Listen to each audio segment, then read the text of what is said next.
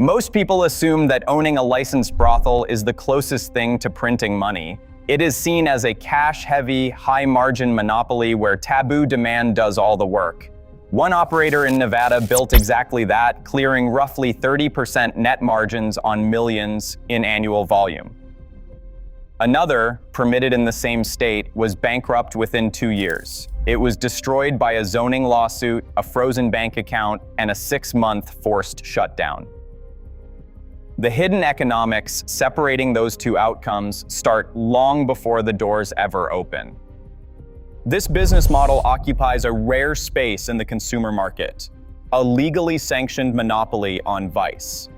Outsiders see a cash-heavy, inventory-light machine where client demand is treated as an absolute certainty. The logic is simple. Because sex work is heavily restricted, those few who hold a license command a captive audience. This taboo premium suggests that standard market forces do not apply.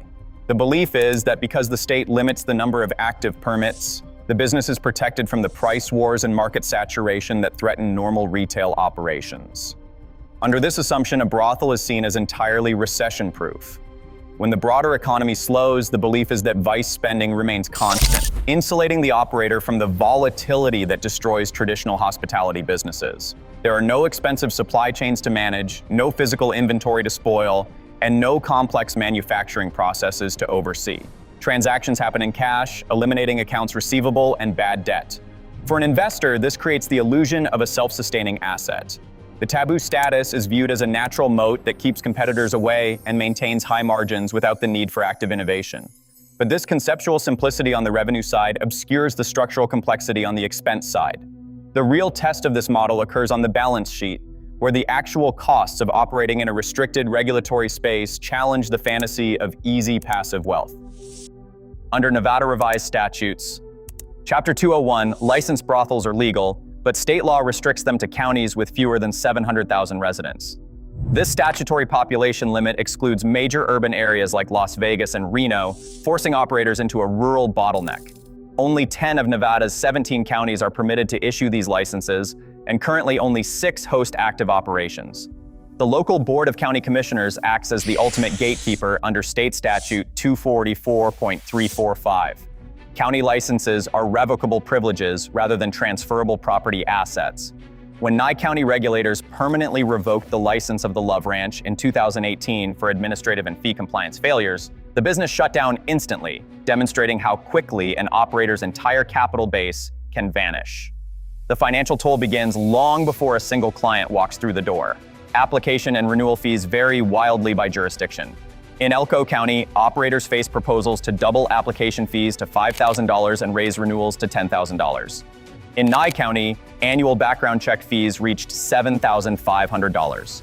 Surcharges for zoning and plan reviews add immediate overhead, often adding a flat 10% to basic permit costs. Pre-commercialization expenses, including extensive legal representation, sheriff-led background investigations, and mandatory escrow requirements of up to $250,000, create a high barrier entry toll that must be paid entirely in cash. Traditional commercial banks routinely reject brothel operators due to strict federal anti-money laundering regulations, categorizing the business as high risk. This systemic debanking forces owners to use specialized merchant processors, which charge transaction fee premiums of 3 to 5%, and limits access to standard business loans, making capital acquisition exceptionally expensive. This regulatory burden illustrates the economic divide between legal and illicit models.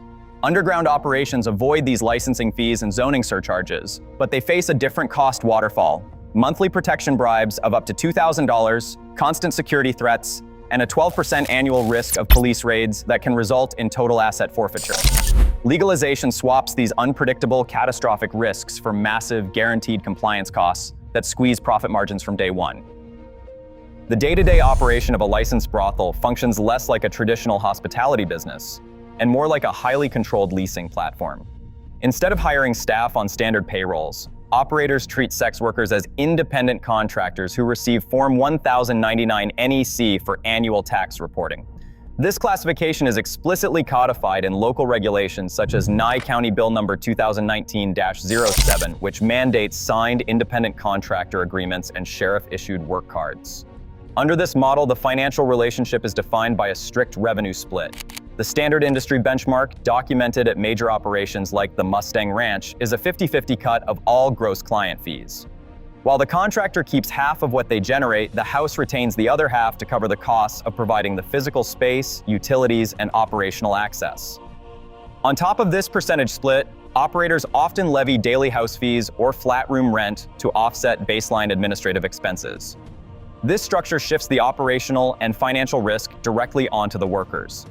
Because there are no hourly wages, overtime obligations, or employer-funded payroll taxes, the operator has virtually zero labor-side liability.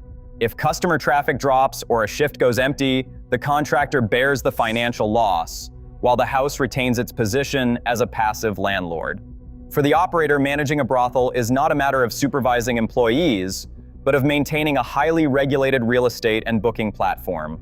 The owner provides the secure physical envelope, coordinates the mandatory health screenings, and manages local compliance, taking a massive cut of the transaction in return. Consequently, the multi-million-dollar gross intake often cited by industry observers is highly misleading.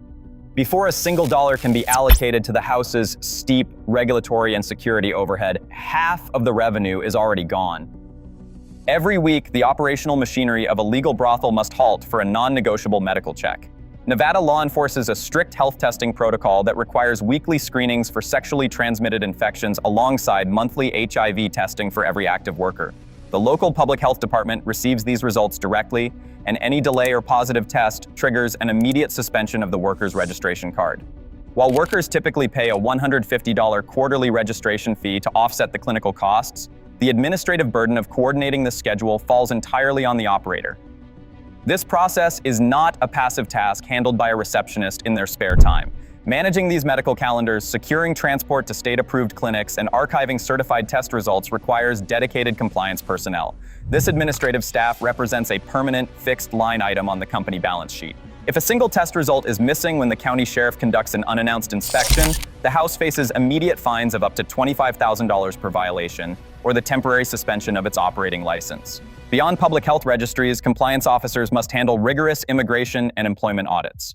Because the industry attracts workers from diverse backgrounds, the house must verify citizenship status and work visas with federal databases to avoid devastating civil and criminal penalties. Compliance staff perform background audits on all incoming contractors, coordinating with local sheriffs to secure the mandatory work cards. This vetting process is specifically designed to identify and eliminate human trafficking risks. As state and county regulations shift, these screening workflows must adjust in real time. This shifting regulatory framework turns administrative gatekeeping into a continuous, active shield against liability. A legal operator cannot simply collect rent. They must run an active regulatory barrier that insulates the license from sudden destruction. Discretion in the legal adult industry requires a complex, capital-intensive technology stack. To protect the identities of high-paying clients and independent contractors, operators must maintain proprietary data systems insulated from external intrusion. Because brothels collect highly sensitive personal data, including credit card details, government-issued IDs, and mandated weekly medical test results, they must secure their networks against constant breach threats. For small to medium enterprises, the average cost of a single data breach ranges from $120,000 to over $4 million, making cybersecurity a defensive necessity rather than an optional safeguard. Achieving a robust defense posture costs mid-sized businesses between $150,000 and $300,000 annually. This expense covers virtual chief security officers, continuous penetration testing, and encrypted databases designed to protect health record data under strict privacy standards.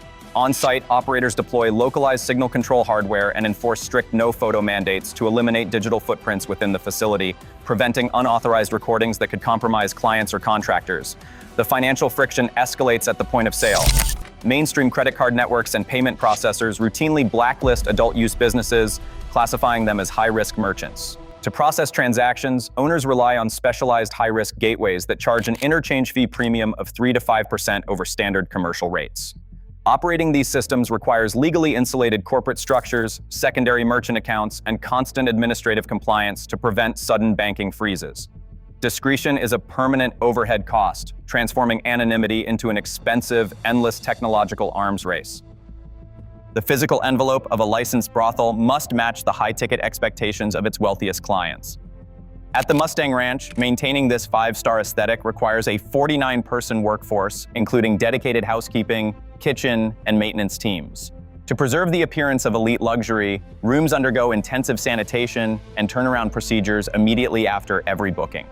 This constant cycle demands industrial-grade laundry systems and specialized sterilization protocols for linens and furnishings to meet state public health codes. The heavy physical wear and tear causes rapid asset depreciation, forcing owners to allocate significant capital to continuous renovations and structural repairs. Outside of basic property upkeep, operators absorb substantial losses on complementary amenities designed to retain patrons.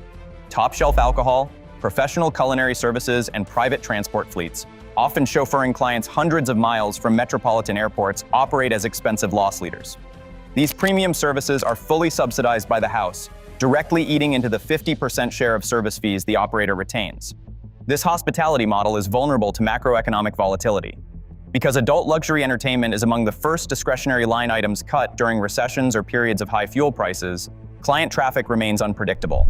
While revenue swings with the seasons, the baseline costs of running a large remote estate, including climate control, physical security, and facility maintenance, remain entirely fixed. A polished, glamorous interior masks a capital-intensive operation where high gross room fees are constantly consumed by the realities of high-end property management. The privilege of holding a brothel license requires maintaining a permanent, high-cost defense line that remains completely fixed even if customer traffic drops to zero.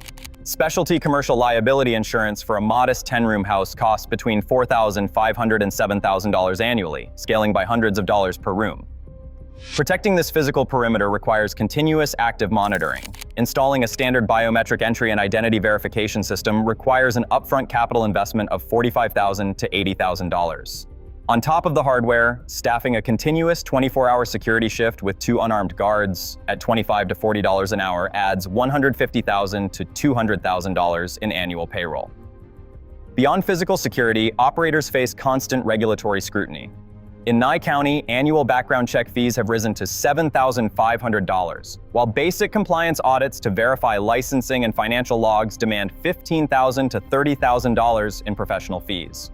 Marketing restrictions further choke profitability. Because state statutes and federal court rulings ban public advertising in counties where prostitution is illegal, operators cannot use mainstream digital or physical marketing. They must fund expensive private referral channels and first-party data systems to attract clientele, turning customer acquisition into a costly logistical struggle. The ultimate vulnerability remains the physical license itself, which functions as a revocable privilege rather than transferable property. It can be revoked without compensation. Sudden county zoning rollbacks or unexpected regulatory updates can instantly erase a multi-million-dollar operating basis, turning a heavily secured asset into an empty building overnight. Subscribe for more investigative deep dives into the hidden economics of global industries. An established estate represents the best-case economic version of this business model. Operating at a scale that attracts high-net-worth international clients, this vetted operation generates millions in volume, securing a stable 30% net margin. Because the business is historically established and cleared of licensing hurdles, it maintains the cash reserves needed to weather regulatory shifts. A newly permitted operator faces a starkly different trajectory. For a new entrant, the path to collapse often starts with local zoning litigation. This lawsuit halts operations while sudden property tax hikes drain initial cash. When banks freeze the operating accounts over compliance issues, the business enters a liquidity trap. A 6-month shutdown eliminates all incoming revenue, but the baseline overhead costs of maintaining the physical property do not stop. To recover, the operator must fight the freeze in court, racking up a legal defense bill exceeding $100,000. This invoice, paired with zero revenue, turns the entire asset into a bankruptcy write-off. The contrast between these two outcomes proves that profitability and ruin exist side by side in this industry. Success depends entirely on age, scale, and active risk management. Brothel ownership is not a safe, passive income play, but a high-stakes commercial gamble where a single regulatory disruption can erase a multi-million-dollar capital base overnight. Subscribe to our channel for more investigative business documentaries. Today, as banking barriers tighten and compliance costs rise, the illusion of easy vice profits is collapsing. The legal brothel is no longer a simple cash cow, but a fragile corporate minefield where a single regulatory shift triggers bankruptcy. Ultimately, the greatest risk isn't attracting customers, it's surviving the system. Subscribe for more deep dives into the hidden economics of restricted industries.